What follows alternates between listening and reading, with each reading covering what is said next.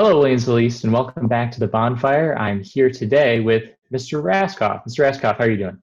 Doing all right. I kind of like these Wednesdays where we get to interact with our ally groups and, kind of do things a little bit differently at our own pace and it's kind of a different laid back vibe, Yeah, we get to have fun interviews like this, which is great.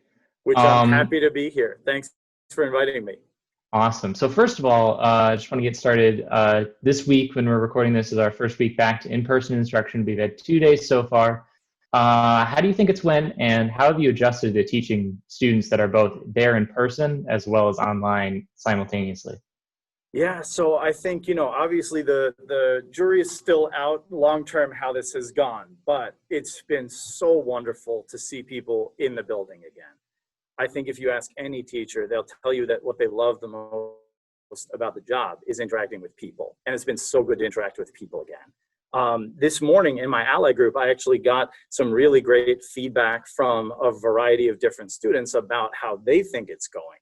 And I've been using the ally group as much as I possibly can to learn more about the student perspective, because it's hard for us, the teachers, to always know how it's going for you guys. And of course, the best way to find out is to ask, and the ally group gives us that chance.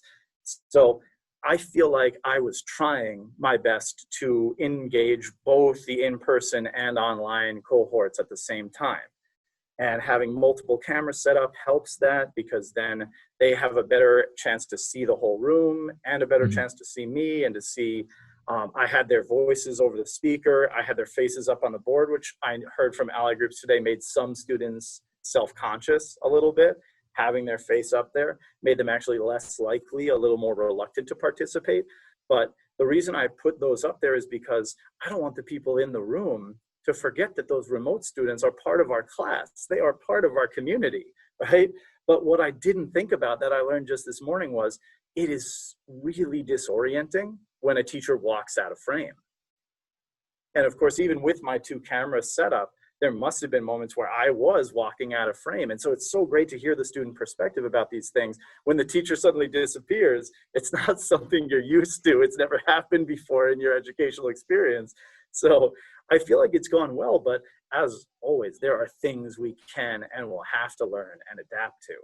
But all in all, seeing people in the building, net positive in my mind. Yeah, and the opportunity to ask people directly, hey, we've had 2 days, what do you think, is so huge in terms of just making adjustments and learning, because everybody's kind of flying in the dark. But I found that a lot of people really do, a lot of teachers do enjoy that time to get to know a little bit the mindset of a lot of different students, with a lot of different perspectives. So I'm glad that people are taking advantage of that and that's working out. And we're going to shift now to you being the advisor of Sources of Strength. In Sources of Strength, we talk a lot about healthy habits and activities. However, a lot of activities right now that would normally be healthy, like meeting up with friends or going to movies or sporting events or other things, actually have a lot of unhealthy risk with them right now. How have you been staying healthy, and what is your advice to students looking for different outlets in this crazy time? Yeah, so I mean, the first thing that I would say is, first, I don't have training as a mental health expert, and so I'm so glad that we have resources in this building for people who are. Reach out to Ms. Kasperzak, reach out to Mrs. Tversky as you have these questions, as things come up. But just knowing from my own personal experience that I tend to be an anxious person, and I see that in my son. Right? So I need to try to know that about myself. And the first part is just addressing what is happening with me? What am I missing? And what do I feel like I need more of? Because until you acknowledge those, you're never going to be able to find the thing you need. So I know that what I've done is we've been really careful, because that reduces our anxiety. Right? We take as few risks as possible. We always meet outdoors. When we go to see my in-laws, they only live a mile away. But when we go, we're always outdoors and we're always wearing masks. But then we can feel like we've done something. We've been watching Bills games in the garage with the garage doors up. So we're protected from the wind, but we still have fresh air circulating. That makes us feel engaged. We've been going on walks. That helps us feel engaged. We, as a family, we've been doing family movie nights, because I've always been a huge movie fan, because I also advisor for the Film Appreciation Society Club, which unfortunately we can't do this year. But I know that watching movies and that escapism that movies offer us is something that helps me to forget about that anxiety for a little bit. Also, it's an excuse to cuddle with my kids, and human contact is always a good thing.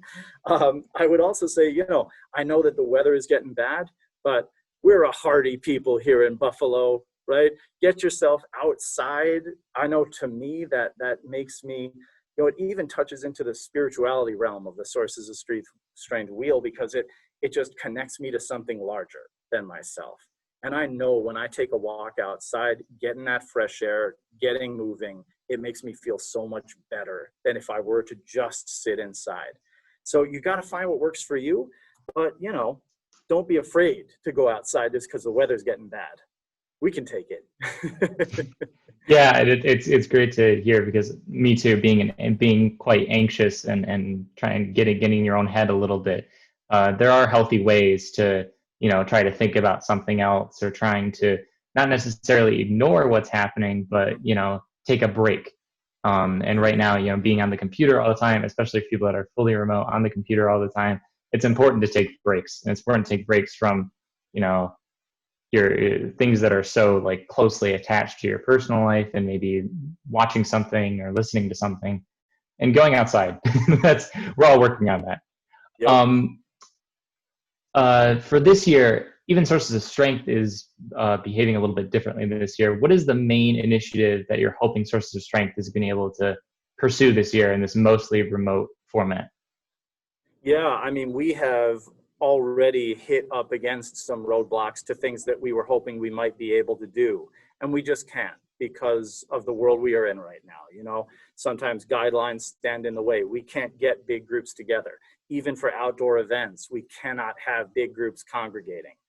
So we've been forced to think on our feet a little bit. But I want to first celebrate what I see as already a good success here. We had a great poster campaign welcoming people back. The peer leaders immediately stepped up to the plate. They were enthusiastic. They got it done in a day. They put them up. They look wonderful. And I hope that it kind of warmed everyone's hearts when they walked back into that building and reminded them that they are going to be connected in a different way than they were fully remote. And I hope that the students who are remaining fully remote can somehow find other ways to get that kind of inclusion through what we're doing in the classroom. And for the people who haven't been here yet, look for those signs when you come back in. Our peer leaders worked hard on them and they look awesome. If I were to talk about a direction that I want to take the club in, and something that I feel could help our school community, it would be to widen the involvement in the club. Sources of Strength is a unique club in that it is mostly the peer leaders are the ones who are members of the club. But I would love to see some kind of general membership where people who are in the building and understand Sources of Strength and see its value and get its message could become involved and have a place to go. Now, at the same time, I also realize that if we're just talking about Zoom and Meet, some people, I'm sure the last thing they want is another Zoom or Meet to attend in the day. So we're going to have to be cognizant of those things. And as far as a major campaign, I'm going to lean on the peer leaders, because as much as I as a teacher can try to anticipate what students might need, it's always better to go right to the source. And our peer leaders, being students who are well respected among their peers, they know what's happening with their peers. They are experiencing it themselves. So I'm really going to lean on the peer leaders to tell me, what do you need personally? And what do you think we can offer the student body as a whole that will give more people what they need? Yeah, that's the most interesting thing. We've done quite a few interviews over this time so far. And the theme from everybody, from administration to teachers and everybody else, is this idea of learning from each other. And it's this thing that we've talked about in Sources of Strength for a while, but like now more than ever, it's really happening. And I think it's a really cool thing to see. But I want to latch on to one particular thing, talking about the challenges of fully remote students in terms of being able to be present and take care of their mental health when it's harder to see warning signs or use particular strategies that we would normally use. So what would you say both to friends of those students and those students themselves in terms of taking care of their mental health? Yeah, so to the friends of those students, I know that some ally groups have been talking through the kind of slices of the wheel for sources of strength, so more students hopefully are familiar with those. But when the discussion of positive friends happened, I hope that everyone saw that, that empowering message of we can always be a source of strength for someone else around us. And it really is a simple thing to do, to reach out, to send a text, say, how are you? What are you doing today? Do you want to FaceTime? It might not take all that much time in your day, but it could so easily make a huge difference, change that day for the other person, the person on the receiving end. And as far as, our own kind of personal responsibility, what we have to do for ourselves, especially since now for remote students, the breaks in between classes are shorter, the classes themselves are longer, there is more time where you are glued to that screen. You have to advocate for yourself. You have to set time aside away from that screen. And I would even schedule it. I would say, this is my hour with no screens. And you can't feel like that's a selfish choice to make. You have to give yourself the permission to take time for yourself. Because if you don't, there's no way you're going to succeed with the other things that are already being asked of you. And, I like to think of it in terms of, in an airplane, you always have to put your mask on first before you help someone else, because you're no use to someone else if you yourself are not given what you need, right? If you're not in a good place.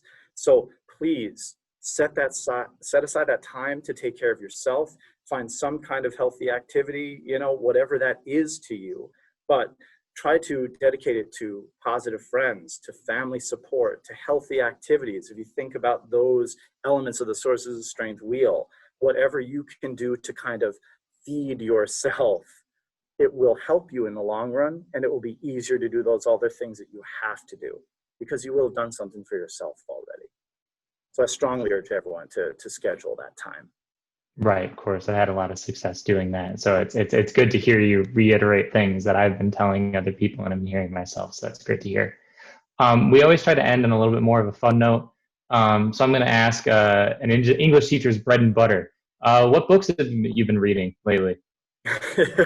So this summer, I read a lot of nonfiction. I read a lot of essays. And I loved Roxane Gay's collection of essays called Bad Feminist. She can tackle any topic out there, and she has a unique perspective to offer. I read Ta-Nehisi Coates, his essays on politics and race in America. We Were 8 Years in Power. I especially recommend Coates because Coates is going to be part of the Babel series through Just Buffalo Literary Center. He's going to be speaking to audiences here in Buffalo, not about his essays, about his first work of fiction called The Water Dancer. But, he's going to be here. You would have a chance to actually ask him questions. So that's always a great opportunity. I am currently reading an oldie but a goodie, Salman Rushdie's Midnight Children, because someone recommended it to me, and it's very complex, but the narrator is very interesting. If you are looking for more of kind of like a lighthearted action, anyone who's familiar with Ready Player One, they had the book or the film. Steven Spielberg did an adaptation. There is a sequel coming out. Ernest Cline is releasing Ready Player 2 soon. So if you like sci-fi, you like dystopias, but fun adventure-based stuff, that's what I would expect from that. One of the most interesting books I read in the past couple of years, and I read a lot of George Saunders this summer as well, but George Saunders' Lincoln in the Bardo is unlike any book I have read in the past 5 years. So it's such a unique story. And I have on my to-read list, so I can't recommend it yet necessarily, but Circe by Madeline Miller. I can't wait to get into that because it sounds like such an interesting take on taking an old story and doing something new with it. We'll talk about sources of strength. I hope everybody out there can find something that they love as much as Mr. Raskopf loves his books, because it's just so fun to hear somebody who's really excited about something talk about something. And I encourage everybody to really get into those kind of hobbies and find something that you really enjoy. And all right, well, thank you, Mr. Well, so Go ahead. for giving us this chance to highlight sources of strength in this way and pushing our message that, yes, you have to find those things. Thank you so much for this opportunity to get the sources of strength message to Well, that thank many you more people. for being here, and thank you for taking some time on your Wednesday to talk with us. Absolutely. I was happy to do it.